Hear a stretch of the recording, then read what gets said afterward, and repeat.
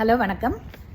நம்ம சில பழமொழிகளை நல்ல பழமொழிகளை கூட தப்பாக புரிஞ்சுக்கிறோம், ரைட்டா? அதில் ஒரு சின்ன பழமொழி என்னென்னா, ஆனைக்கு ஒரு காலம் வந்தால் பூனைக்கு ஒரு காலம் வரும்னு சொல்லுவாங்க.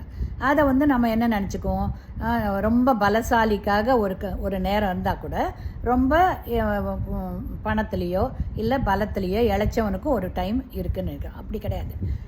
ஆனைன்னா ஆவின் நெய், ரைட்டா? ஆவின் நெய்யில், ஆவின் பால்லேருந்து எடுக்கிற நெய் யங்ஸ்டர்ஸு எவ்வளோ வேணால் சாப்பிட்லாம். ஸோ அது சாப்பிட்டா செரிமானம் ஆகக்கூடாது ஒரு பீரியட் இருக்குது. ஸோ அந்த ஒரு காலமும் இருக்குது. அதே மனிதனுக்கே பூனைங்கிறது பூவின் நெய், அதாவது தேன்.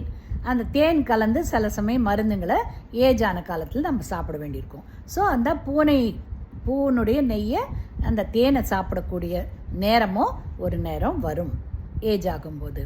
அதை தான் ஆனைக்கு ஒரு காலம்னா பூனைக்கும் ஒரு காலம் வரும்.